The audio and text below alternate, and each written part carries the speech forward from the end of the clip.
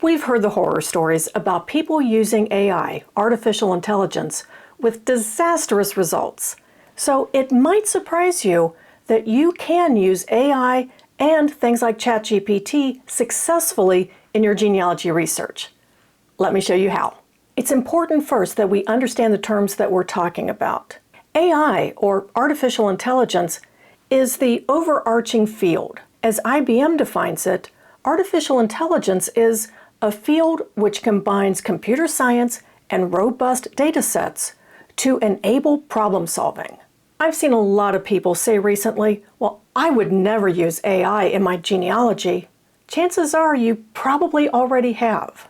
For example, when you start typing a search into Google, and Google starts to give you a list of possible things that you're searching for, that's a form of AI. Family Search also uses AI.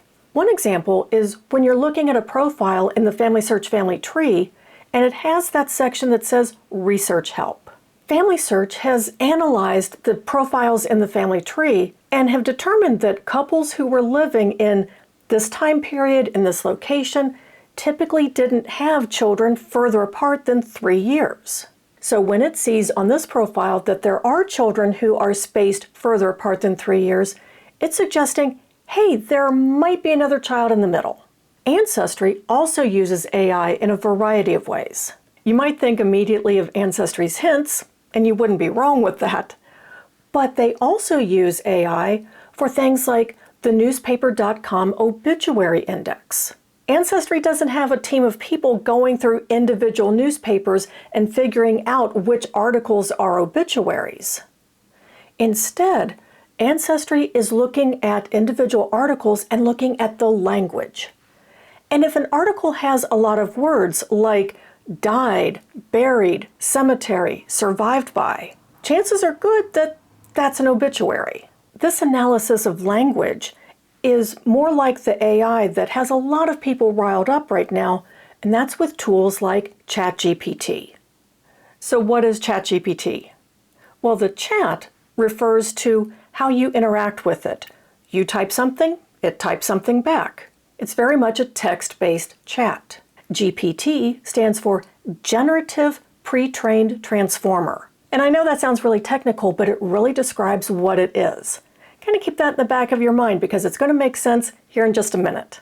To use ChatGPT effectively for your genealogy research, you really have to understand what it is and what it is not. ChatGPT is not a search engine. It's also not a fact checker.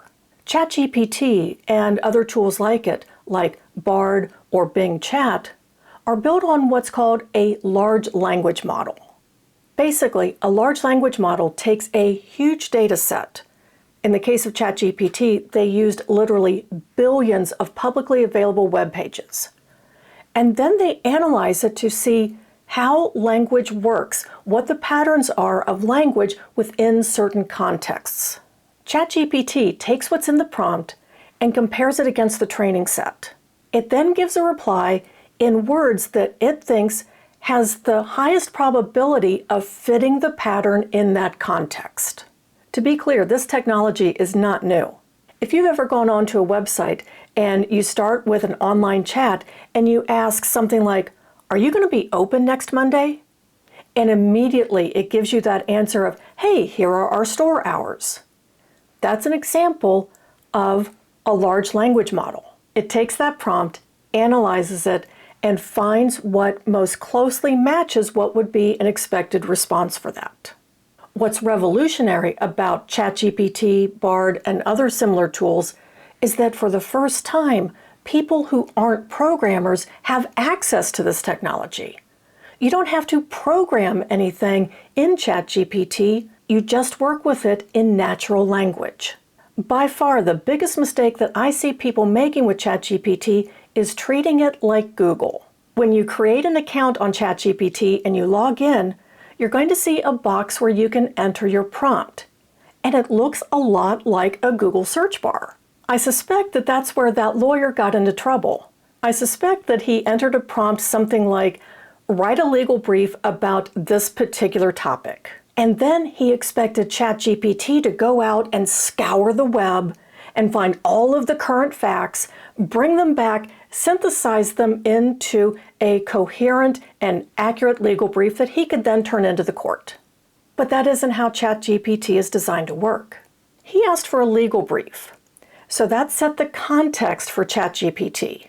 And ChatGPT probably looked in its training set and saw, oh, things that are legal briefs have these things called citations. And these citations usually have name versus name, a bunch of numbers, and a year. So that's what it gave him, because that was the type of language that's expected. Again, we're talking language, not fact-checking. But genealogy is all about being accurate. So how can we use ChatGPT and similar tools and still be accurate with what we're getting? We're genealogists, we like facts, and we want things to be accurate. So sometimes what some of us do is we will test the new thing.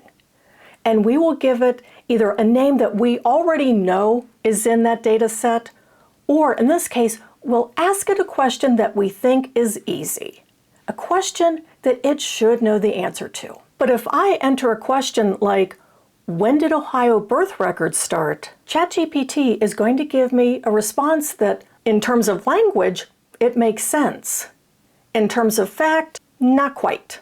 Here's a vital thing to know about ChatGPT prompts. If the prompt that you're using is something that you would otherwise have typed into Google, it's not a good prompt. Use Google for those kind of things. That's what it's designed for. Just like you wouldn't open up PowerPoint to send an email, don't use ChatGPT for something that you otherwise would have used Google for. So what does make a good ChatGPT prompt? It's going to be things that are based on language, on concepts, on transforming things. I really like ChatGPT for idea generation. I asked it recently to compile a list of 10 activities for a family reunion. I got the list, and there was an item on there that I really wanted a little bit more detail about. Number 2, that family Olympics, that sounded kind of intriguing. So what I can do is continue this chat. And I can ask ChatGPT, give me more specific ideas for number 2 on the list, family Olympics. Is this the most authoritative, definitive list of activities for a family reunion? No, but it is a good list to get you started and help you generate some of your own ideas. We have to address ChatGPT and it making up facts. One of my great-great-grandfathers was John Peter Kingery. John Peter Kingery was a pretty average, you could probably call him obscure individual. There aren't going to be massive amounts of references to John Peter Kingery in ChatGPT's training set. With this prompt, ChatGPT has no context. He lived, doesn't know where he lived, knows nothing about his life. All ChatGPT knows is that I asked it to write a biography of a person with this name. And that's exactly what ChatGPT did. There's nothing in this biography that's correct. But I wouldn't expect it to be. I gave ChatGPT absolutely no context to work with. And let's say that my ancestor was somebody famous, somebody that ChatGPT would have somewhere in the training set. Even then, ChatGPT really doesn't have a good way of differentiating between people who have the same name. So you're kind of setting up ChatGPT to fail when you give it a prompt with absolutely no context like this. I didn't want to leave it at that. So I put together a short little document that had the basics of John Peter Kingery's life. And I also added a couple of extra facts, including that he served in the 173rd Ohio Infantry and that he's buried at Kingery Cemetery. Now look what happens when I give ChatGPT the prompt of, using these facts, write a biography of John Peter Kingery. Honestly, it took me longer to type up the facts to put into ChatGPT than it took for the biography to be created. There are some things that I was really impressed with. First, it correctly identified that John Peter Kingery served in the Civil War. I had not mentioned that in what I entered into ChatGPT. I just said that he served in the 173rd Ohio. I was also impressed that even though that fact was at the bottom of the document, it moved it up to where it fits chronologically in the biography. Is this a perfect biography? No. There's some editorializing and a little bit of embellishment that I'm not quite comfortable with. But you know what? This makes a fantastic first draft. I can now take this biography out of ChatGPT and I can edit it myself. But I know that the facts that are in this biography are correct because I am the one who told ChatGPT to include them. I didn't leave it up to ChatGPT to just go make up stuff. When you're wanting ChatGPT to create something like this, the more specific you can be and the more details you can give it, the better the response is going to be.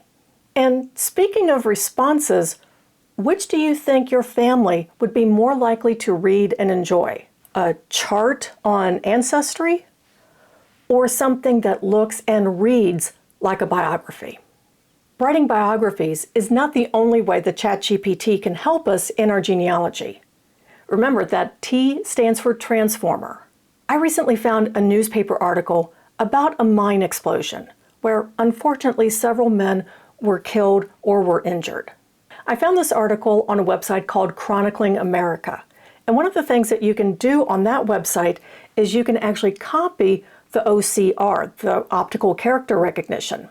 So I copy and pasted the OCR from this article and opened up ChatGPT. The prompt I gave it was take the following text and create a table with the person's name, if he was killed or injured, occupation, family relationships, and residence. And then I pasted in the text of the article. And look what ChatGPT gave me. It gave me a table with exactly those columns that I asked for. And there's a note at the bottom saying that some information, such as the occupation of the injured individuals and the residences of George Bright and Herman Werner, were not provided in the text. Now, obviously, I would want to compare this with the actual article, but if you're working with a lot of data like this, this is a huge time saver. When it comes to tools like ChatGPT, Bard, or Bing Chat, we are just scratching the surface of how they can help us in our genealogy. There are so many tools that we can use in our genealogy research. Check out the video on screen right now to learn about another tool that can help you find more of your family tree. And go out and make some great discoveries.